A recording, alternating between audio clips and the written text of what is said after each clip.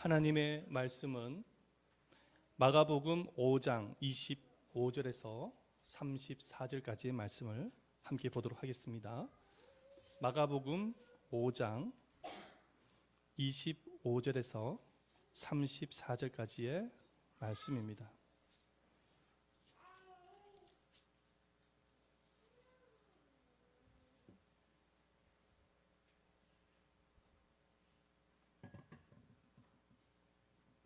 교독하겠습니다. 12해를 혈루증을 앓아온 한 여자가 있어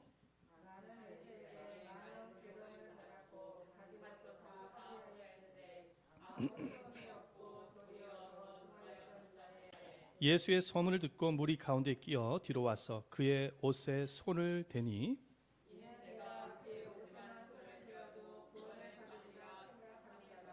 이에 그의 혈루 근원이 곧 마름에 병이 나은 줄을 몸에 깨달으니라.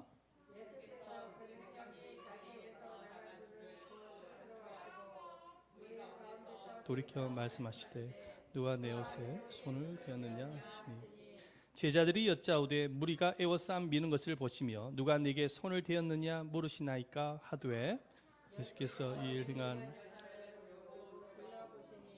여자가 자기에게 이루어진 일을 알고 두려워하여 떨며 와서 그 앞에 엎드려 모든 사실을 여쭈니 이르시되 딸아 내 믿음이 너를 구원하시니 평안히 가라 내 병에서 놓여 건강할지어다. 아멘.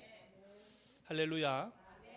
주님의 사랑과 은혜가 여러분들 모두에게 충만하게 임하시기를 축원드립니다. 아멘. 인류학자들이 설문조사를 하였다고 합니다. 인류에 가장 영향력을 끼친 인물이 있다고 한다면 누구라고 생각하십니까? 이렇게 설문조사를 해보니까 1위가 예수 그리스도라고 조사가 되었습니다. 놀라운 사실은 이 설문조사의 응답자 대부분이 비그리스도인이었다는 것입니다. 비그리스도인이면서 예수 그리스도가 인류에 가장 영향력을 끼친 인물이라고 고백을 하게 되어진 이유가 무엇이냐니까는 예수님처럼 정치, 경제, 사회, 문화, 예술 분야에서 영향력을 끼친 인물이 없었기 때문입니다. 뿐만 아니라 예수님의 영향력은 인류의 기원을 통해서도 우리가 알 수가 있습니다. 여러분, 우리가 관공서에 가면은 어떤 일을 해 나갈 때 생년월일을 기록을 하지 않습니까? 여러분, 이 그 생년월일이 언제부터 시작되어졌는지 아십니까? 바로 예수님의 탄생 이후부터 사용이 되어졌다고 합니다. 그래서 예수님의 탄생 이후로부터 시작해서 기원이 생겼다고 합니다. 그래서 예수님이 탄생하기 이전을 기원전이라고 해서 약자를 BC라고 쓰는 것입니다. Before Christ라고 해서 예수님을 오시기 이전을 말하는 것이고, 그리고 예수님의 탄생 이후를 AD라는 단어를 쓰면서 약자를 쓰면서 아노 도미닉이라는 단어를 쓰면서 예수님의 탄생 이후를 이야기를 하고 있다고 합니다. 그러니까 예수님의 탄생을 중심으로 기원 전후가 생길 만큼이나 예수님은 인류의 모든 영역 부분에 영향력을 끼친 인물이라고 우리가 볼 수가 있는 것입니다. 하지만 사람들이 예수님을 가장 영향력을 끼친 인물로 꼽게 되어진 또 다른 이유가 있습니다. 그 이유가 무엇이냐면은 누구든지 예수 그리스도를 만나게 되어지면 삶이 변화가 되어지더라는 것입니다. 성경에 보니까 많은 인물들이 등장하는데 대표적으로 여러 사람을 제가 꼽아왔는데 여러분들 사마리아 여인을 한번 생각해 보시기를 바랍니다. 평생을 창녀처럼 인생을 살았던 여인이 예수님을 만나고 난 이후에 복음 전도자가 되어졌습니다. 돈밖에 몰랐던 삭개오가 예수 그리스도를 인격적으로 만나고 난 이후에 자신의 소유의 절반을 가난한 사람에게 나눠주는 섬김의 사람으로 변화가 일어났습니다. 교회를 핍박했던 바울이라는 사람도 부활하신 예수 그리스도를 만나고 난 이후에 유럽과 소아시아를 다니며 많은 이방인들에게 복음을 전하고 수많은 교회를 세웠던 사도가 되어졌습니다. 심지어 여러 사람을 살해하고 인육을 먹을 만큼이나 악랄했던 지존파 두목도 감옥 속에서 예수 그리스도를 인격적으로 만나고 난 이후에 선한 사람으로 구원을 받았다고 합니다. 이렇게 예수 그리스도를 만나는 사람들마다 삶의 변화가 일어나고 가정의 변화가 일어나고 사회가 변화가 일어나고 있기 때문에 비그리스도인이라고 할지라도 예수 그리스도만이 진정으로 영향력을 끼친 인물이라고 꼽고 있는 것입니다. 오늘 본문의 말씀에도 보면은 예수님을 만난 뒤 인생의 변화를 가진 한 여인을 만날 수가 있습니다. 이 여인은 바로 12년 동안 혈루병을 앓았던 여인이었습니다. 성경은 이 여인의 이름에 대해서는 소개를 하고 있지 않지만 이 여인이 인생을 어떠한 고통 속에서 살아왔는지에 대해서는 상세하게 기록을 하고 있습니다. 이 여인은 12년 동안 혈루증이라는 병명과 싸우면서 인생을 살아왔습니다. 여러분, 혈루병이라는 것은 여자에게서 나타나는 병이라고 합니다. 월경하고는 다르게 계속 피가 이렇게 빠지는 병입니다. 피가 빠지는 병인데 이 피가 계속 멈추지 아니하고 빠지기 때문에 이 피곤이 빨리 오는 거야. 피로기가 빨리 오고 어지럼증이 생기게 되어지고 기운이 다 빠져가지고 잠을 자다가 사망하게 되어지는 무서운 병입니다. 그런데 이 여인에게는 이 육체적인 고통뿐만 아니라 또 다른 고통이 있었습니다. 그때 당시에 이 혈루증을 앓게 되어지면 사회적으로 차별 대우를 받았습니다. 그 이유가 뭐냐니까는 레위기서 15장 말씀을 보면은 이 혈루증을 유출병이라고 하는데 이 병은 죄를 지어서 하나님께로부터 저주를 받아서 생긴 부정한 병이라고 소개가 되고 있습니다. 그래서 그때 당시에 유대인들은 이 혈루병을 앓게 되어지면 이 혈루병 사람은 부정한 병을 얻게 되어진 부정한 사람으로 취급을 했습니다. 그러다 보니까는 이 여인은 사람이 있는 곳에는 갈 수가 없는 것입니다. 왜냐하면 사람이 모여 있는 곳에 가다가 그곳에서 부정한 여인이 왔다는 사실을 알게 되어지면 그 자리에서 쫓겨날 수도 있고 아니면 심지어는 돌팔매질을 당해서 목숨을 잃을 수도 있는 것입니다. 그러니까 이 여인은 육체적인 고통뿐만 아니라 정신적인 고통까지도 가지고 있었던 참으로 어떻게 보면은 불쌍한 여인입니다. 그래서 이 혈루병 여인은 하루라도 빨리 이 병에서부터 해방되기를 소망합니다. 그래서 오늘 말씀에 보면은 병을 치료하기 위해서 얼마나 많은 의원들을 만나게 되었는지 모릅니다. 심지어는 자신의 전 재산을 병을 치료하는 데 있어서 아끼지 않은 것을 보게 되어집니다. 우리 말씀을 한번 볼까요? 26절 말씀인데 함께 읽어보도록 하겠습니다. 시작. 많은 의사에게 많은 괴로움을 받았고 가진 것도 다 허비하였으되 아무 효험이 없고 도리어 더 중하였던 차에 혈루병을 치료하기 위해서 수많은 의원을 만나고 자신의 전 재산을 다 탕진하고 그렇게 애를 썼는데도 불구하고 치료가 안 되는 것입니다. 오히려 이 질병이 점점 중하였다, 악화되어져 갔다라고 말씀하고 있죠. 그러다 보니 사람인지라 점점 시간이 지나가면 갈수록 희망을 포기하고 싶은 마음이 드는 것입니다. 이대로 살다가 그냥 막 죽지 마 이렇게 생각을 하고 했던 것 같습니다. 점점 희망이 꺼져가는 그런 상황 속에 있었을 때에 누군가로부터 희망의 소식을 듣게 되어집니다. 예수 그리스도를 만나게 되어지면 병이 치유를 받게 되어진다라는 소식을 접하게 되어지는 것입니다. 그 소식을 접하고 난 이후에 이 혈루증 앓는 여인은 마지막으로 예수님께 희망을 걸기로 결심을 하게 되어집니다. 정말로 예수님을 만나게 되어지면 치료가 되어질지 안 되어질지 알 수가 없습니다. 하지만 정말로 지푸라기 하나라도 잡을 심정으로 이 여인은 예수님께 희망을 걸기로 마음에 결심을 하게 되어지는 거예요.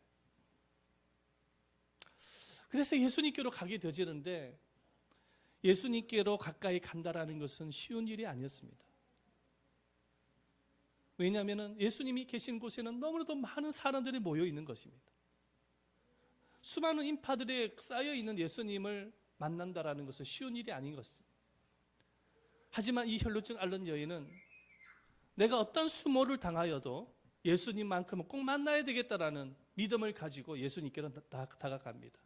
수많은 사람들을 그 인파를 삐짓고 들어가면서 죽을 힘을 다하여서 예수님을 향하여서 손을 뻗기 시작을 하였습니다. 예수님의 옷자락을 만지고 싶어서 죽을 힘을 다하여 손을 뻗게 되어지는데 5m, 4m.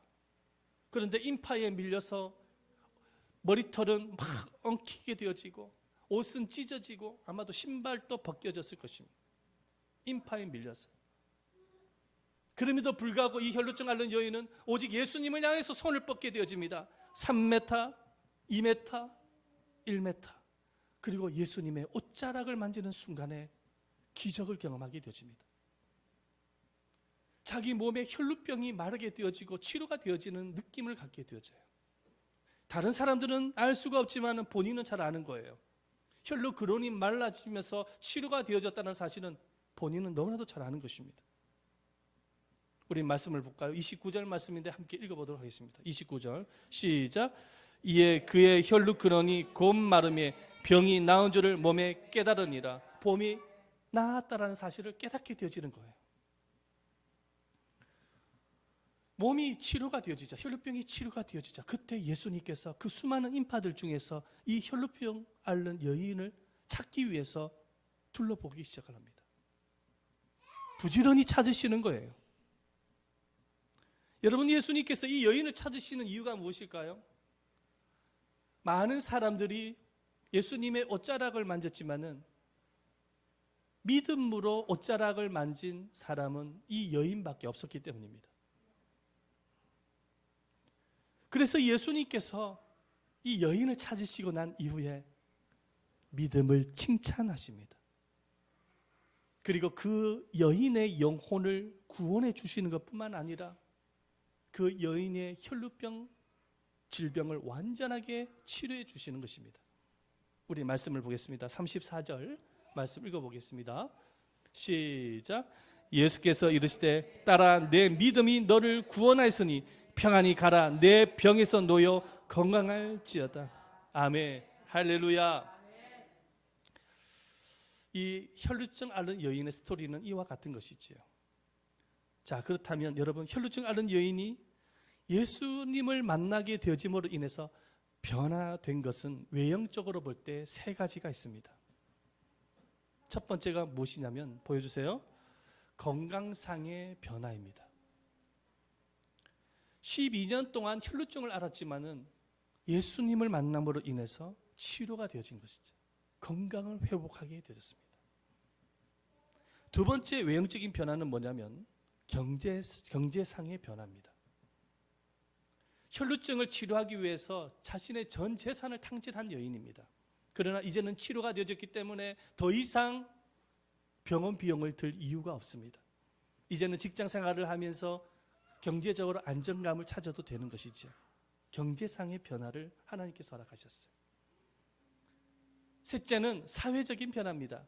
12년 동안 부정한 여인으로 딱지가 붙어서 사회적으로 소외를 받았던 여인이었는데 이제는 치료가 되어졌기 때문에 당당한 사회의 한 구성원으로서 자유롭게 자신의 삶을 살아가면 되는 것입니다.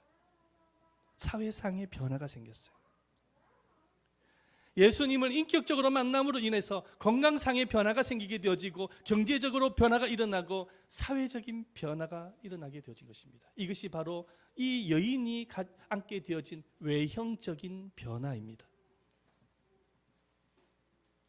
그런데 이보다 더 큰 변화가 있습니다. 이보다 더 큰 변화가 있어요. 이보다 더 큰 변화가 무엇이냐면 내형적인 변화입니다. 자, 내형적인 변화가 무엇일까요? 자, 첫 번째로 저를 한번 따라해 보시기를 바랍니다. 시작.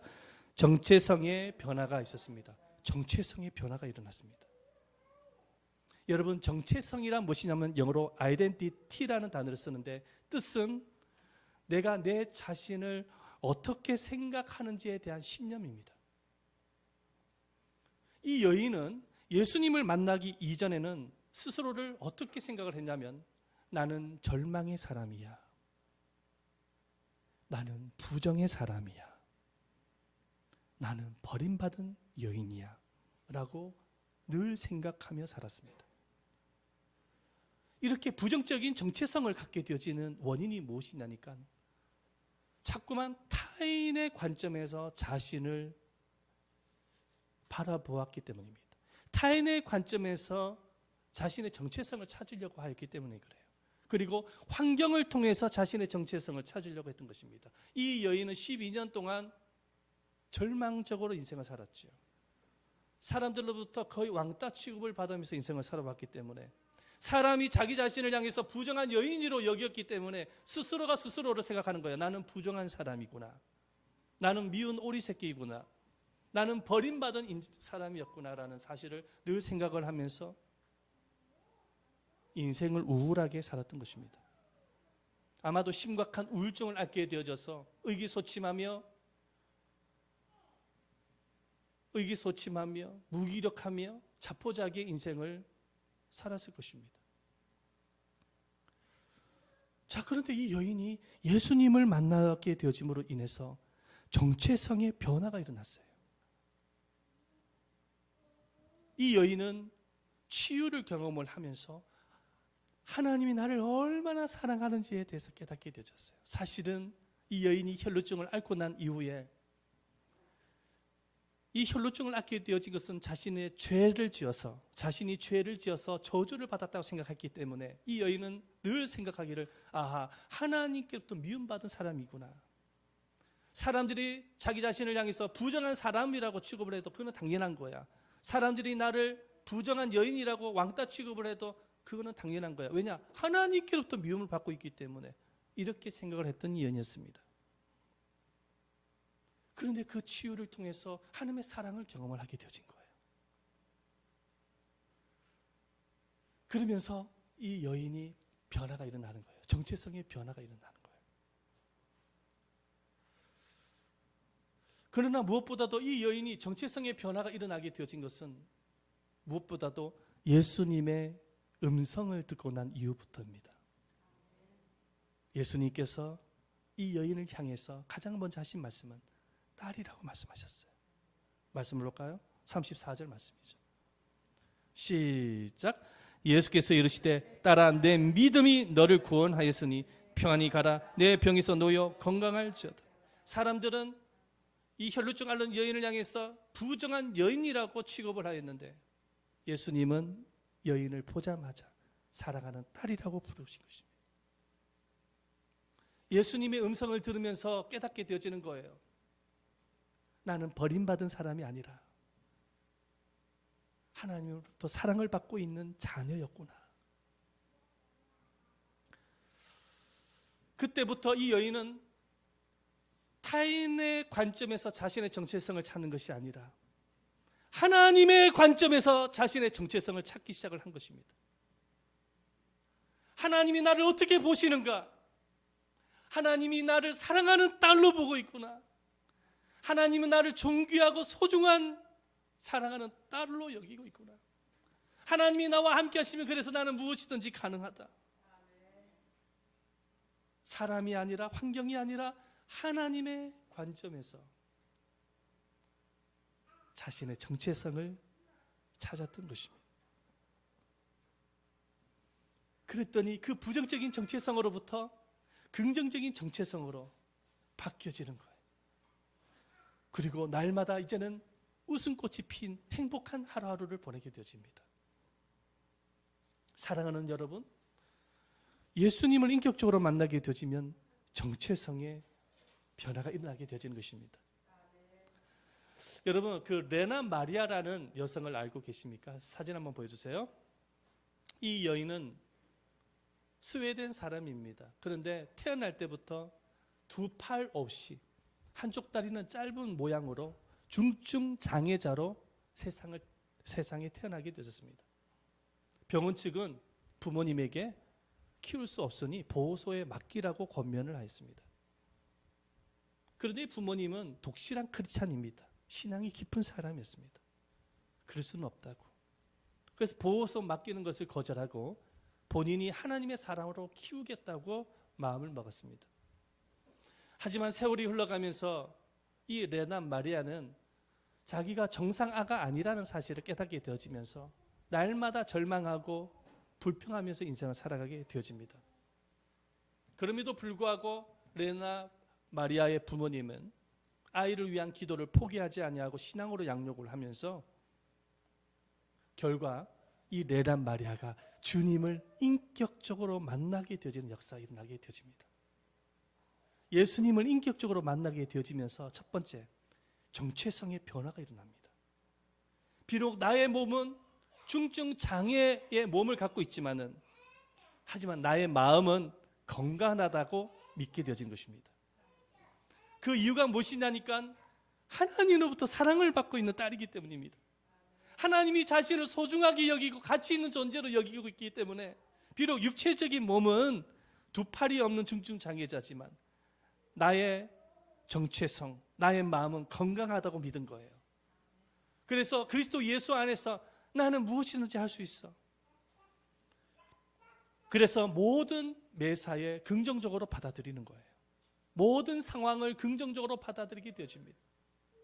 그리고 자립심을 키우기 위해서 최선의 노력을 다합니다.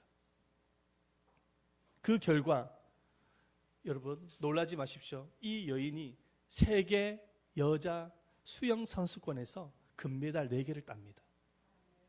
88 올림픽 때도 수영 선수에 참여를 하게 되지고, 이 레나 마리아가 좋아하는 취미 생활이 있는데 십자수, 한쪽 발로 십자수를 뜨는 것입니다. 그리고 요리하는 거, 그 다음에 운전을 하는 걸 좋아하는데 가장 자기가 원하는 운전이 뭐냐면 트럭 운전이라고 합니다. 이 중증 장애자인이 트럭 운전을 좋아한다라는 거예요. 꿈이 트럭 운전수가 되는 게 꿈이라는 거예요. 그런데 지금은요, 가스펠 가수가 되어져서 전 세계를 다니면서, 우리나라에도 몇 번 왔습니다. 방송에도 출연을 했거든요. 정말 하나님의 사랑을 전하는 가수가 되어졌습니다. 여러분, 두 팔이 없고 한쪽 다리가 짧은 중증 장애인으로 태어나서 정말 절망적인 상황밖에 되지 않았던 이 여인이 어떻게 이토록 아름답게 변화가 될 수 있을까요? 정체성의 변화가 일어나기 때문입니다. 하나님을 만나게 되어지면 가치관의 변화가 일어나는 거예요. 정체성의 변화가 일어나는 거예요. 사랑하는 여러분, 여러분들 모두가 다 주님을 만난 자녀들입니까? 그러면 여러분들의 안에는 여러분들 하나님이 여러분들을 얼마나 사랑하는 자녀로 보고 있는지를 믿으시기를 바랍니다. 여러분, 정체성의 변화가 일어날 수가 있는 것이죠. 자, 두 번째, 이 혈루증 앓는 여인은 하나님을 만남으로, 예수님을 만남으로 어떤 변화가 일어났느냐. 두 번째입니다. 시작. 성품의 변화가 일어났습니다. 성품의 변화가 일어났습니다.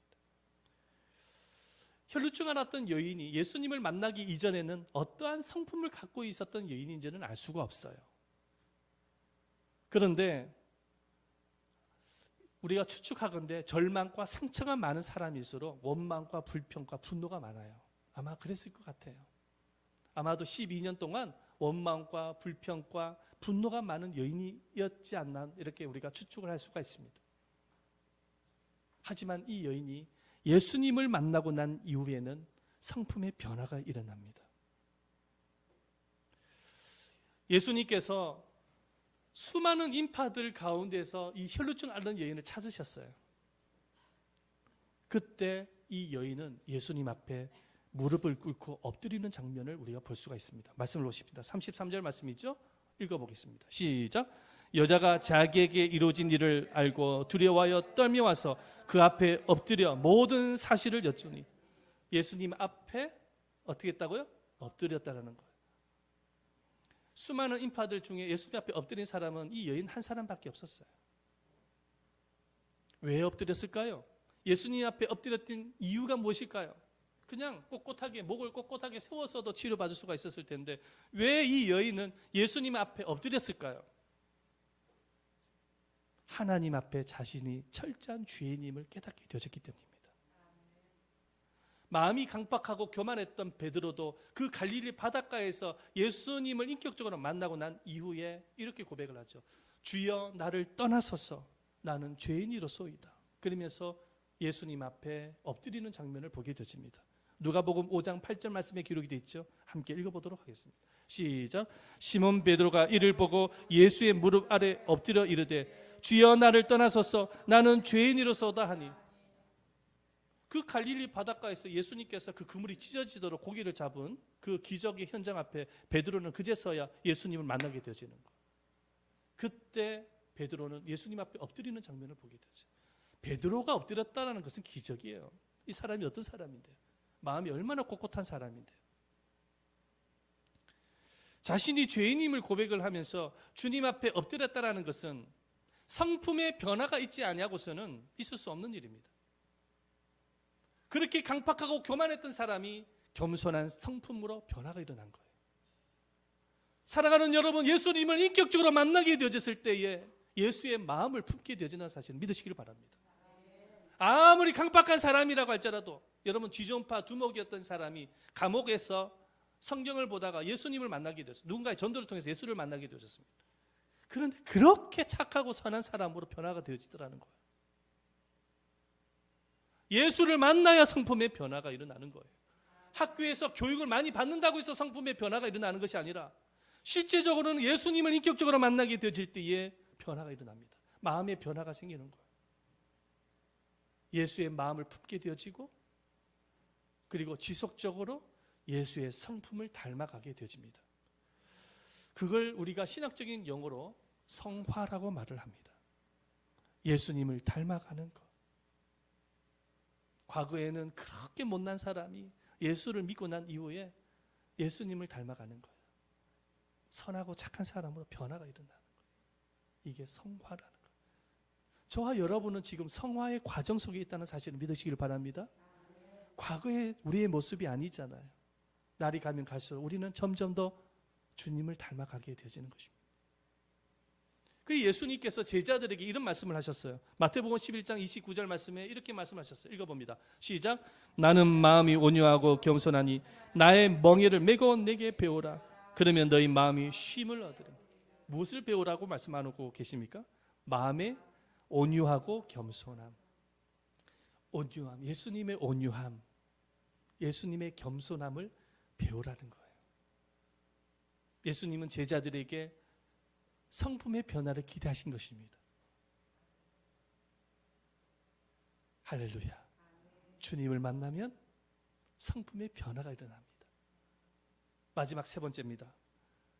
다 같이 읽어봅니다. 시작. 삶의 변화가 있었습니다. 삶의 변화가 있었어요.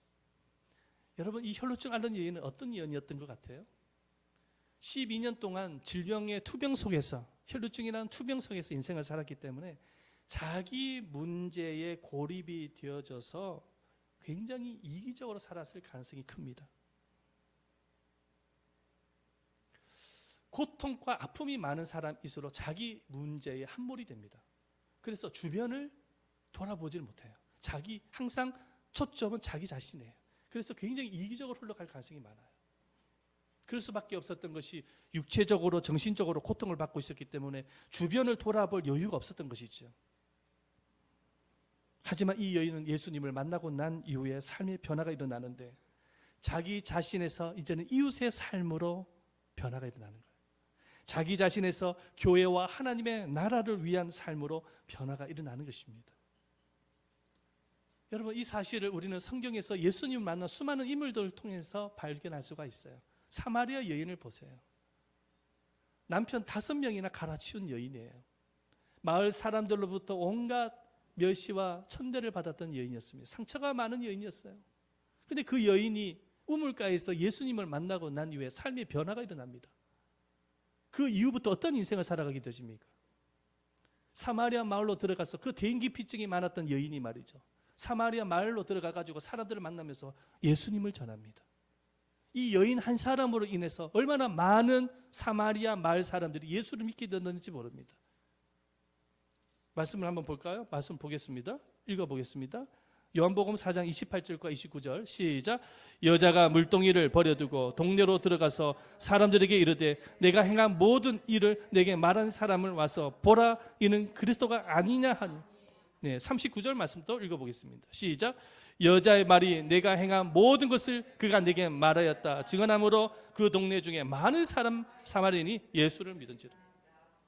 상처 때문에 dengue-비증이 생겨가지고 맨날 혼자 고립이 되어져서 인생을 살았던 여인이 예수를 만나고 난 이후에 dengue-비증에서 해결되어지고 사람들을 만나서 복음을 전하는 인생으로 변화가 일어난 것입니다. 삶의 변화가 일어나요. 삭개오를 한번 생각해 보십시다. 여러분, 이 삭개오의 직업은 세리장이었습니다. 사람들의 그 세금을 높이 매겨가지고 그 세금을 착취했던 나쁜 사람이에요. 나쁜 사람. 그러니까는 그때 당시에 세리들은 그랬어요. 높은 세금을 매겨서 그 세금을 착취해가지고 절반을 로마 정부에 바치고 나머지는 자기가 다 갖는 거예요. 그래가 부를 축적했던 사람이 세리들이었습니다. 그 세리 중에도 세리장이 누구냐니까는 삭개오라는 인물이었어요.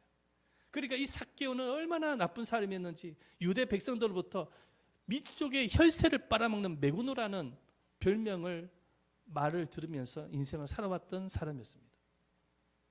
그랬던 사람이 예수님을 만나고 난 이후에 변화가 일어납니다. 말씀을 볼까요? 누가복음 19장 8절 말씀이죠. 읽어봅니다. 시작. 삭개오가 서서 주께 여짜오되 주여 보시옵소서 내 소유의 절반을 가난한 자들에게 주겠사오며 만일 누구의 것을 속여 빼앗은 일이 있으면 내 갑질이나 갚겠나이다. 아멘. 소유의 절반을 가난한 사람들을 위해서 내어놓겠다라는 거예요. 그 소유의 절반 또 어마어마했을 아마 이건희 회장님처럼 이번에 그 뭐죠? 뭐 많이 내놨잖아요. 그죠? 많이 얼마인지는 나 잘 모르겠어요. 어쨌든 많이 내놨어요. 그것처럼 내놓은 거예요. 이 사람도 가난한 자를 위해서, 이웃을 위해서. 그뿐만 아니라 앞으로는 사람을 속여서 부를 축적하지 않겠다고 약속을 하는 것입니다. 정직한 사람으로 변화가 일어나요. 우연일까요? 이런 기적이 우연일까요? 아닙니다. 주님을 만났기 때문에 가능했던 것이죠. 예수를 만나게 되어지면 자기 자신에서 이웃의 삶으로 변화가 일어나요. 자기 자신만을 위한 삶에서 교회와 주의 나라를 위한 삶으로 변화가 일어나는 것입니다.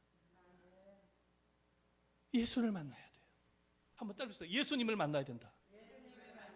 예수를 만나야 정체성의 변화가 일어나고 성품의 변화가 일어나고 삶의 변화가 일어나는 것입니다. 예수를 만나야 됩니다. 우리는 날마다 주님을 만나는 행복이 있어야 돼요. 인생의 가운데서 가장 행복은 언제냐? 예수님 만날 때입니다. 그래서 주님을 만날 때가 가장 행복해요. 자, 그렇다면 여러분, 우리가 어떻게 하면 예수님을 만날 수가 있느냐? 어떻게 하면 주님을 만날 수가 있느냐? 주님은 성경을 통하여 두 가지 방법을 우리에게 이미 가르쳐 주셨습니다. 물론 어떤 사람들은 환상을 통해서, 꿈을 통해서 예수님을 만난다고 하는데 극소수입니다. 그거는.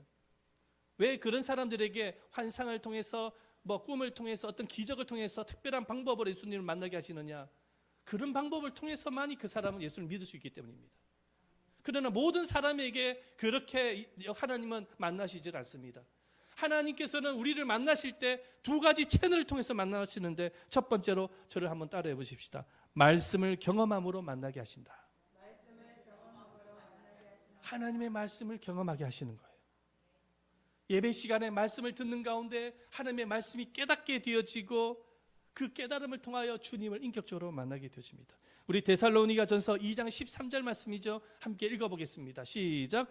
이러므로 우리가 하나님께 끊임없이 감사함은 너희가 우리에게 들은 바 하나님의 말씀을 받을 때에 사람의 말로 받지 아니하고 하나님의 말씀으로 받음이니 진실로 그라도다. 이 말씀이 또한 너희가 믿는 자 가운데서 역사하느니라. 할렐루야.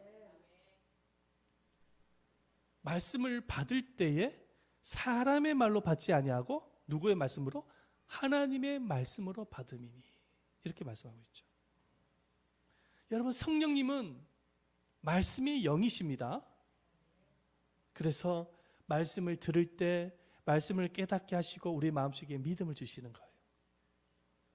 말씀을 듣고 말씀을 깨닫게 되어지고 내 마음속에 믿게 되어지는 것은 주님을 만나고 있다는 것입니다.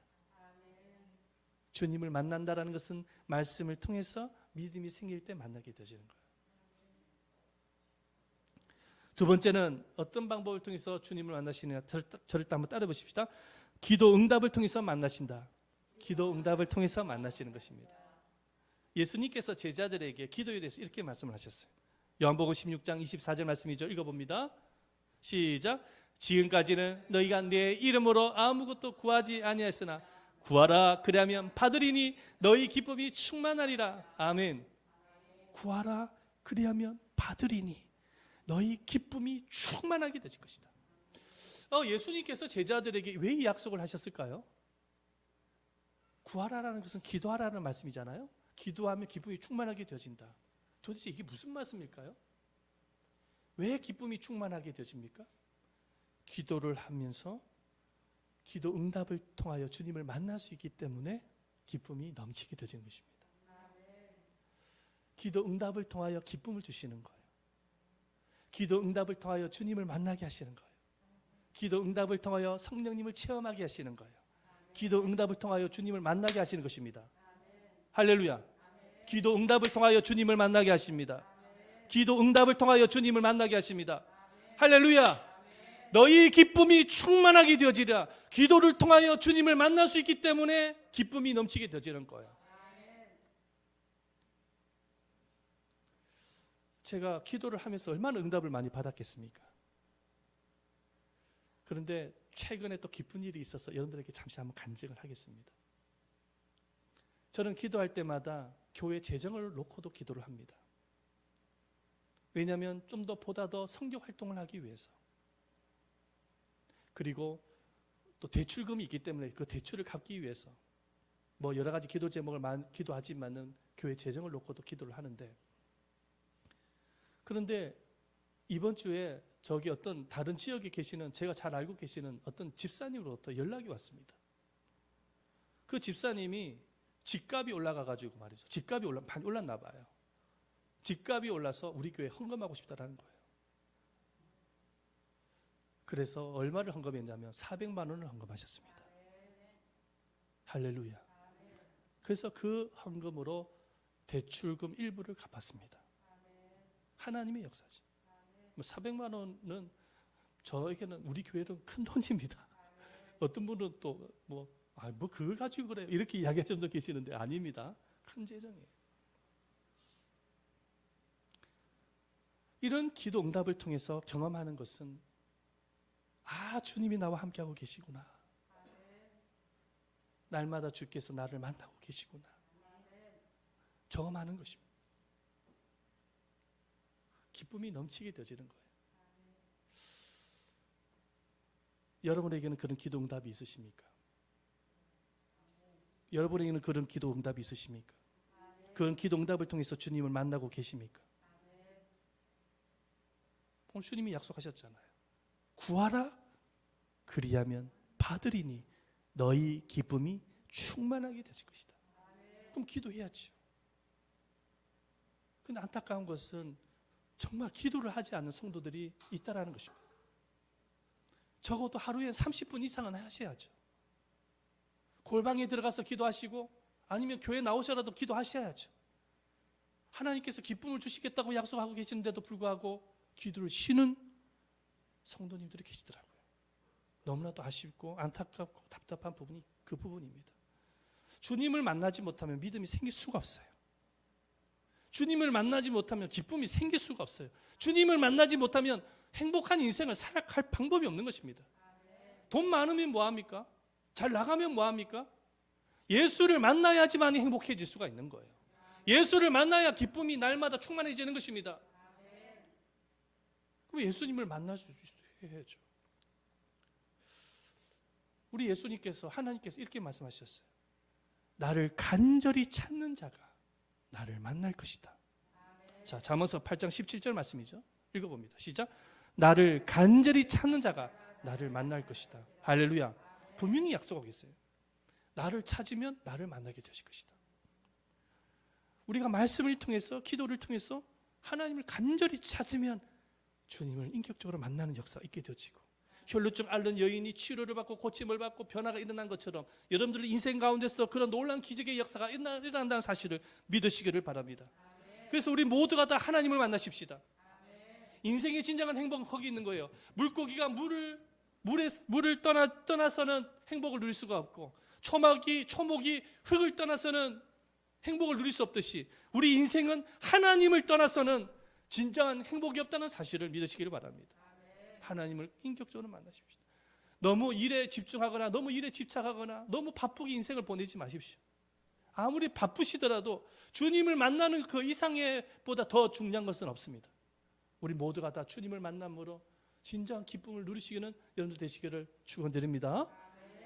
기도하십시다. 우리 다 같이 한번 통성으로 기도하십시다. 우리 기도 드릴 때 살아계신 아버지 하나님 기도합니다. 은혜를 베풀어 주셔서 주님을 인격적으로 만나기를 원합니다. 혈루증 앓는 여인이 예수님의 옷자락을 만졌을 때에 예수님을 만나게 되었지 않습니까? 믿음으로 우리가 주님 앞에 가까이 나감으로 인하여